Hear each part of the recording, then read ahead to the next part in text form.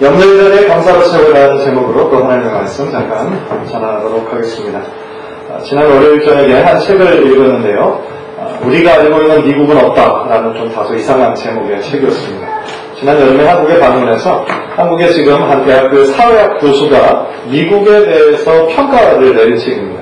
근데 제가 그 책을 왜 좀 관심 있게 읽었냐면 그냥 탁상 공론하듯이 미국을 경험하지 않으면서 그냥 이론적으로만 그것을 내렸다면 아예 사보지도 않았을 텐데 그분 자체도 미국에서 유학을 했고 또 안식년 때마다 미국으로 들어와서 자녀들과 함께 이렇게 살았던 분인 거예요. 그래서 그분이 미국에 대해서 어떤 그런 평가를 내리는지 좀 궁금해졌습니다. 그래서 그 책을 처음부터 끝까지 쭉 읽었는데 그 책을 읽고 내린 그분의 결론은 뭐냐면 더 이상 아메리칸 도임은 없다라는 거죠. 그러니까 미국에 지금 2008년부터 시작된 이 불경기가 앞으로 잘 풀릴 것이다라는 낙관적인 예측을 할 수가 없다라는 거예요. 그래서 여러 가지 이제 그런 사정들을 정확한 자료들을 가지고 이렇게 근거를 계속되고 있는데 경제적으로도 지금 미국은 각 주가 사실은 거의 나라와 같은 기능을 하지 않습니까? 입법, 사법, 행정 다 있으니까 각 주마다. 그런데 각 주마다 지금 재정난이 너무너무 심각하다라는 거예요. 그래서 파산하는 주들이 지금 늘어나고 있고 그것을 메꾸어줘야 될 이 연방정부, 이 연방정부에도 매달 갚아야 나갈 그 금액이 빚이 천문학적인 액수라는 거죠. 그래서 그 이자도 갚아나갈 능력이 지금 이 연방정부에는 없다라는 거예요. 그런데 이제 이 저자가 좀 심각하게 얘기한 것 중에 하나가 그 재정적인 거, 고용의 문제, 또 어떤 그 교육의 문제, 여러 가지 다 문제를 아주 심각하다고 얘기하면서 가장 심각하게 받아들이는 건 뭐냐면 신용의 문제예요, 신용의 문제. 그전만 해도 이제 메이드 인 USA 하면, 미국 하면은 굉장히 모든 것을 다 믿었다라는 거죠. 메이드 인 USA 하면은 어떤 음식을 먹어도 그건 안전하다. 그리고 다른 나라에 비해서 이 고위 공직자들, 행정자들의 어떤 그 청렴 지수가 상당히 높다, 결백하다라고 우리는 많이 생각해 왔잖아요. 사실 그렇고. 그런데 이제 그분이 지적하는 바에 의하면 그 신용의 문제가 흔들리고 있다는 거죠. 미국 내에서 먹거리도 이제 더 이상 안전하지가 않고 또 고위 공직자들의 그런 비리 지수가 없는 것이 아니라 상당히 높다는 거예요. 그래서 모든 것이 로비에서 해결되고 경제적인 문제로 그런 모든 것들이 좌지우지된다는 것이죠. 그래서 미국의 아이비리그의 수많은 아주 탁월한 그런 그 졸업자들이 한국에 지금 들어가서 학원의 강사가 되고 여러 가지 그런 잡을 지금 잘 잡고 있는 것이 막 유행인데 그것이 한국에서 특별히 대우를 잘해줘서라기보다는 이 미국 내에서 이 아이비리그 출신들이 딱 좋은 직장에 들어가기가 그만큼 힘들어졌다는 증거라는 거죠. 또 학교 얘기도 선생님 계속 이렇게 숫자 줄이고 또 두 학년의 클래스를 합치기도 하고 하여간 이 주들마다 그런 현상들이 일어나고 있다는 겁니다. 그런데 그 책을 읽으면서 솔직히 좀 더 찝찝해졌어요. 마음이 찝찝해지고 더 뭐라고 할까요? 괜히 이렇다라는 생각도 들고 사실은 우리가 지금 살아가고 있는 미국이 그래요. 그다지 낙관적이진 않습니다. 그러나 어떻게 보면 한국 사회라고 그러면 안전하고 지금 아무 문제 없는가? 그렇지 않거든요. 어떻게 보면 문제 많은 미국 사회를 가장 벤치마킹 많이 하는 곳이 한국이죠. 그리고 한국의 지금 경제적인 문제, 정치적인 문제, 고용 그다음에 고령 인구의 고령화, 저출산율, 하여간 모든 것들이 문제가 많은데. 그래서 그 미국과 한국의 그런 상황들을 통해서 제가 내린 결론은 그렇습니다. 어느 곳이든 완전하고 온전한 곳은 없다는 거죠. 우리가 어느 곳에 살든지 어느 곳에서 무엇을 하든지 정말 하나님께서 주신 그 역할에 최선을 다해 성실함으로 감당하는 것이 바로 우리들의 몫이 아니겠는가. 그리고 무엇보다 오늘 김종사님이 메시지를 전하는 것처럼 그 상황과 환경은 우리가 바꿀 수 없지만 그 환경을 대하는 우리들의 마음가짐과 태도는 우리가 충분히 바꿀 수 있다는 것이죠. 그래야 우리들 주변에서 사실은 참 감사할 일보다는 걱정할 일들, 염려할 일들이 더 많은 것이 현실입니다. 그러나 세상 사람들은 그렇게 매일같이 한숨을 쉬고 걱정하고 근심한다 하지만 우리는 하나님을 믿는 크리스천이라는 거예요. 우리들도 그들과 똑같이 세상 가운데 걱정과 근심과 불평과 불만으로 살아간다고 한다면 하나님께서 얼마나 안타까우시겠습니까? 그래서 정말 오늘 이 말씀을 통해서, 이 메시지를 통해서 정말 하나님을 향한 그 감사와 감격을 다시 한번 회복하는 귀한 은혜가 되기를 주님의 이름으로 간절히 축원합니다. 무엇보다도 우리가 첫 번째로 기억해야 하는 것은 하나님이 당신의 아버지가 되신다는 거죠. 이것 하나만 우리가 아주 흔들리지 않게 믿어도 사실은 걱정과 근심과 염려들이 반 이상으로 뚝 떨어질 거라고 생각합니다. 31절 32절을 보면 그러므로 염려하여 이르기를 무엇을 먹을까 무엇을 마실까 무엇을 입을까지 말라 이는 다 이방인들이 구하는 것이다. 너희 하나님 아버지께서 이 모든 것이 너희에게 있어야 할 줄을 아시느니라. 무엇을 먹을까 무엇을 입을까 염려하지 말라는 거예요. 왜냐하면 너희의 하나님 아버지께서 이 모든 것이 너에게 있어야 할 줄을 아신다는 거죠. 하나님께서 우리 아버지신데 염려할 필요가 뭐 있겠냐. 왕의 아들이 오늘 무엇을 먹을까 것 때문에 걱정하지 않는다는 거죠. 오늘 무엇을 입을까 걱정하지 않는다는 거예요. 물론 수많은 먹을 것 음식 중에서 오늘 뭘 먹어야 정말 내가 더 기쁠까, 어떤 것이 더 만족스러울까, 그런 행복한 고민을 할 수 있겠지만 적어도 쌀 살 돈이 없어서 오늘 무엇을 먹을까 그렇게 하지 않는다는 거죠. 왕의 아들은 아니라 할지라도 여기 있는 제 딸과 아들이 한 번도 저에게 오늘 저녁 우리 밥 사 먹을 돈 있어? 물어본 적 없어요. 우리 아이들이. 그리고 또 이번 달 우리 페이먼 내일 돈 있어? 네. 그렇게 물어보거나 같이 걱정해 본 적 한 번도 없어요. 물론 제가 미국에 15년 동안 살면서 어려웠던 시절이 한 번도 없다는 뜻은 아니에요.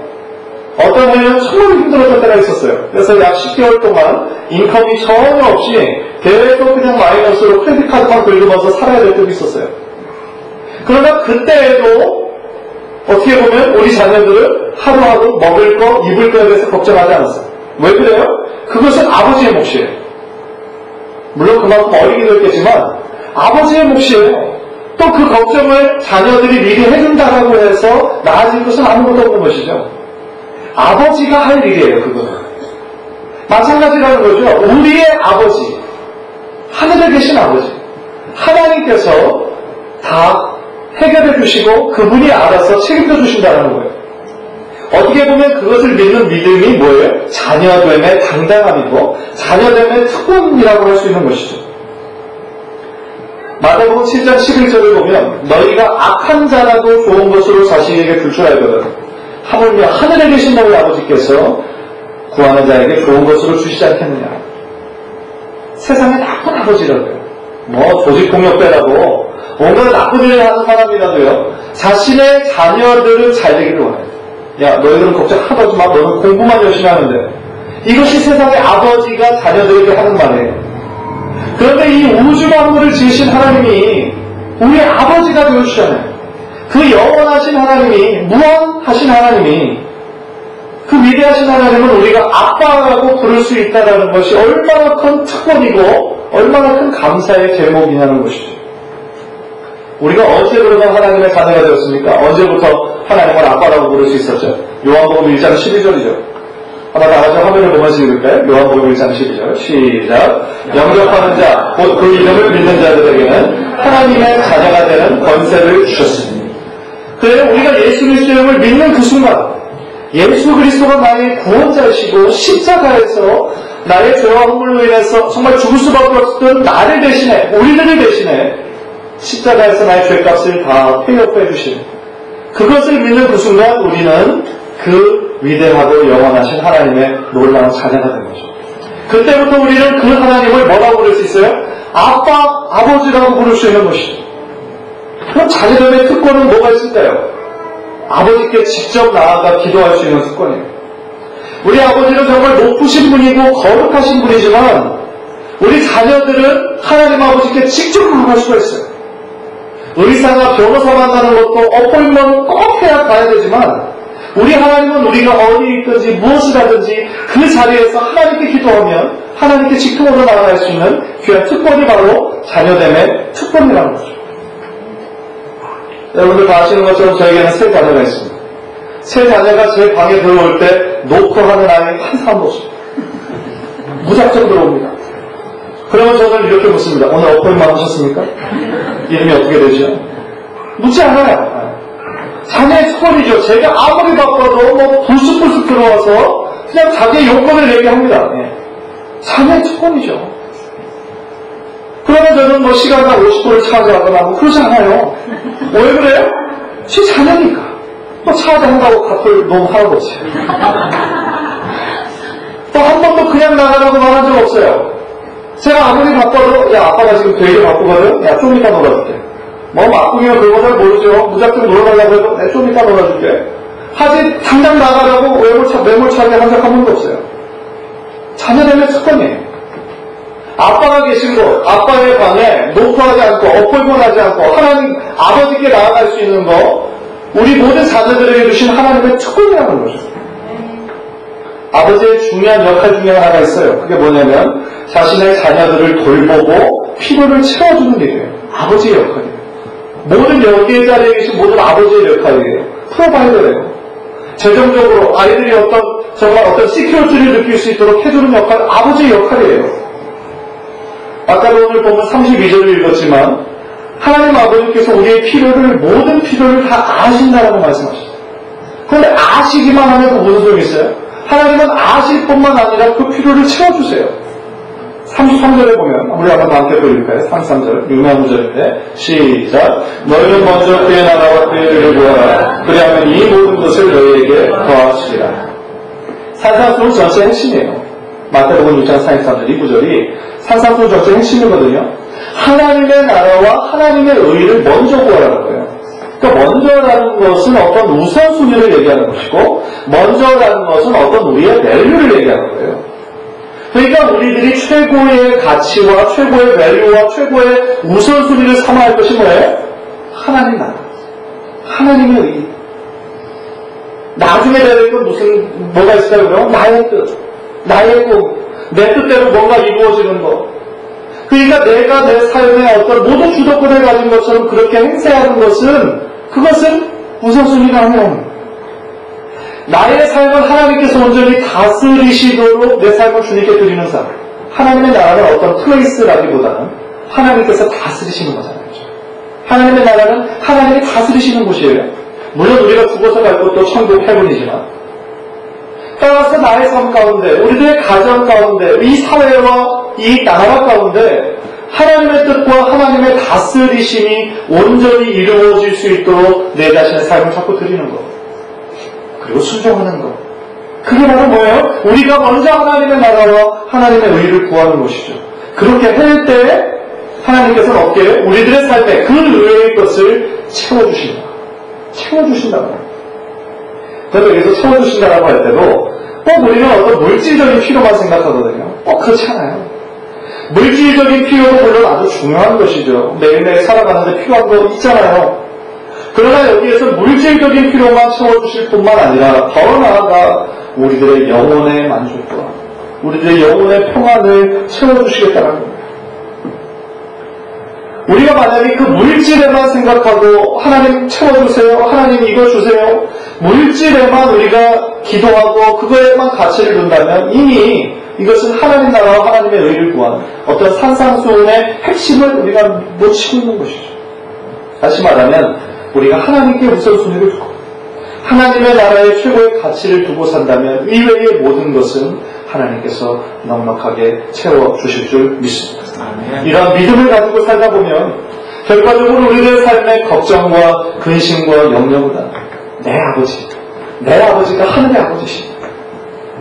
우리가 하나님의 나라와 하나님의 의를 내 삶 가운데 온전히 이루어지도록 자꾸 내 삶을 겸손하게 주님 앞에 드리며 하나님께서 이외의 모든 것을 가장 좋은 방법으로 가장 넉넉한 것으로 여러분들의 마음과 여러분들의 영혼에 참된 만족을 주실 줄 믿습니다. 따라서 두 번째로 염려의 자리에 감사를 채워야 돼요. 염려하는 그 자리에 걱정하고 염려할 그 시간에 오히려 하나님 앞에 나아가 기도해야 된다는 것이죠. 우리가 이미 염려하지 말아야 될 일을 말씀드렸어요. 하나님께서 나의 아버지십니다. 하나님께서 우리들에게 모든 것을 다 아시고 그 필요를 채워주십니다. 그런데 이 사실을 우리가 알고도 믿고도 계속하며 근심한다면 그것은 뭐예요? 우리들의 불신앙이죠. 하나님을 온전히 신뢰하지 못하는 것이죠. 그런데 참 우리가 이 사실을 알면서도 그 걱정과 근심을 딱 스탑해버리기가 쉽지 않아요. 거의 반사적으로 어떤 일을 닥칠 때 우리는 순간적으로 걱정하고 순간적으로 근심하죠. 그러나 우리가 아무리 걱정하고 아무리 염려해도 그것이 주는 유익은 단 한 가지도 없어요. 마태복음 6장 27절은 우리들의 염려함에 대해서 이렇게 말씀하고 있어요. 너희 중에 누가 염려함으로 그 키를 한 자나 더할 수 있느냐. 조금 어려운 말인데 세 번 엮도록 또 영어 성경 NIV 성경으로 보면 너희 가운데서 누가 걱정을 해서 자기 수명을 한순간인들 누릴 수 있느냐라고 번역을 했어요. 정말 그렇지 않습니까? 우리가 아무리 걱정하고 우리가 아무리 근심해도 죽을 때는 낫지 않아요. 우리가 걱정 많이 한다고 해서 나에게 이 걱정 있는 그 상황이 확 해결되지 않아요. 만약 그렇다고 한다면 우리가 열심히 걱정하고 근심해야죠. 그러나 아무리 걱정하고 근심하면 우리의 삶 가운데 건강만 해치고 스트레스만 받고 우리의 몸과 마음을 해치는 거지 유익은 단 한 가지도 없어요. 그래서 하나님께서 우리들에게 빌립보서 4장 6절 7절의 말씀을 통해서 우리가 무엇을 해야 될지를 말씀해 주시죠. 우리 화면을 보면서 우리 한번 다 함께 읽겠습니다. 시작. 아무것도 염려하지 말고 다만 모든 일에 기도와 간구로 너희가 그것을 감사함으로 하나님께 알라.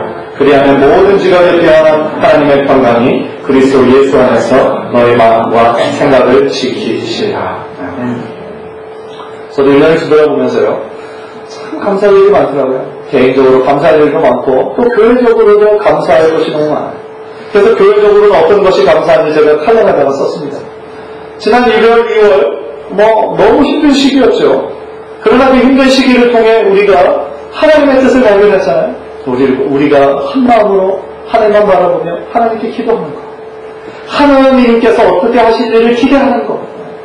그렇게 하실 때 하나님께서 점차적으로 채워주시고 또 하나님께서 우리를 교회를 더욱더 하나 되고 견고하게 하시잖아요. 제 개인적으로도 또 감사할 일이 생각해보면 생각할수록 참 많더라고요. 보통 그 전에 1년에 한두 번 꼭 감기를 걸렸거든요. 그래서 한 일주일씩 꼭 고생을 했었는데 작년 1월부터 지금까지 감기를 한 번도 안 걸렸더라고요. 거의 2년인데 생각해보니까 신기해요. 하나님께서 이렇게 지키셨구나. 하나님께서 이렇게 보호하셨구나. 라는 생각이 딱 들어요. 또 지난 여름에는 우리 온 가족이 한국에 갔었어요. 좋은 일 때문에 간 거는 아니었죠. 우리 장모님께서 너무 이렇게 상태가 안 좋으셔서 그래서 걱정스러운 마음으로 우리가 방문을 한 겁니다. 그런데 여러분들 아시는 것처럼 이 빠듯한 이민 생활에 한 명도 아니고 5명이 왔다 갔다 한다는 것이 엄청난 금액이잖아요. 아시잖아요, 그죠? 그래서 무작정 그냥 믿음으로 카드로 긁고 갔어요. 방법이 없으니까. 그런데 참 하나님께서 다양한 방법으로 채워주세요. 다양한 방법으로. 물론 가장 많은 퍼센트는 우리 가족이에요. 가장 많은 퍼센트는 우리 가족, 우리 장모님 그 가족인데 그래도 제가 예상치 못했던 곳에서 하나님께서 딱 은혜의 방편으로 예비해 주시는 것이 있더라고요. 감사해요. 전혀 예상도 못했는데 두 곳 교회에서 한 곳은 제 모교회이고 한 곳은 또 다른 교회에서 말씀을 전할 수 있는 교회가 있었고 또 그 말씀을 전할 때 그 지역에서 또 저를 아시는 분들을 만나서 또 너무 반가운 시간을 또 갖기도 했어요. 참 하나님께서 이 모양 저 모양으로 채워주시고 인도하시는 것이 정말 하나님의 은혜라는 말밖에 설명이 안 되더라고요. 또 아시는 것처럼 저희 막내는 제일 약해요. 겉모습으로는 제일 튼튼하지만 이 속은 제일 약해요. 감기만 걸리면 천식으로 바로 가거든요. 또 천식으로 바로 가면 응급실로 갈 때가 많아요. 그런데 지난 1년을 뒤돌아보니까 천식은 한 3번, 4번 왔었는데 한 번도 병원에 간 적은 없어요. 그 얘기는 뭐냐면 집에서 잘 컨트롤할 수 있도록 하나님께서 지켜주시고 보호해주셨다는 거죠. 참 저의 짧은 인생을 뒤돌아보면서 느끼는 것이 있어요. 그게 뭐냐면 걱정과 염려, 그것은 우리들의 삶에 스트레스를 줘요. 그런데 감사는요, 우리들의 삶에 또 다른 감사를 줘요. 감사는 또 다른 감사를 봐요. 그리고 감사가 넘칠 때 그 삶에 뭐가 있어요? 참된 기쁨이 있어요. 내 삶의 여건은 하나도 나아지지 않았고 여전히 빠듯한 재정 가운데 살아가고 있다 할지라도 내 영혼에 평안함이 있어요. 돈이 아무리 많으면 뭐예요? 하루하루의 삶이 평안하지 못하고 불안한 상태로 사는 건 그것이 지옥이죠. 그러나 하나님께서 우리가 정말 하나님께 참된 우선순위를 두고 살아갈 때에 하나님께서 우리들의 마음을 지키시고 평안으로, 영혼의 만족으로 오래된 삶을 채우시더라는 것이죠. 그것이 참된 감사의 삶이 아니고 뭐겠습니까? 오늘 추수감사절을 맞이합니다. 아까 전사님이 말씀하셨던 것처럼 추수감사절만 감사가 넘치는 삶을 사는 것은 그것은 하나님께서 원하시는 삶이 아니죠. 매일매일 하나님이 하신 일을 기억하셨으면 좋겠어요. 자꾸 기억해내시고 그리고 감사하시고, 하나님이 이루어주신 일에 우리가 그냥 시간이 흘러서 저절로 됐다고 하는 것은 그거는 하나님의 영광을 가르치는 일 아닙니까? 하나님께서 우리의 삶 가운데 베풀어 주신 일 기억해내시고 그리고 그것에 대해서 합당한 감사의 삶을 사십시오. 그렇게 될 때 비록 우리들 매일매일의 삶이 여전히 폭파하지만, 여전히 힘들지만 하나님께서 감당할 만한 능력과 새로운 능력을 여러분 삶 가운데 주시고 있습니다. 우리들의 입술에서, 우리들의 삶에서 하나님을 향한 감사가 매일매일 흘러넘치는 매일매일이 땡스기빙이 되는 우리 모두의 삶이 되기를 주님의 이름으로 간절히 축원합니다. 기도하겠습니다.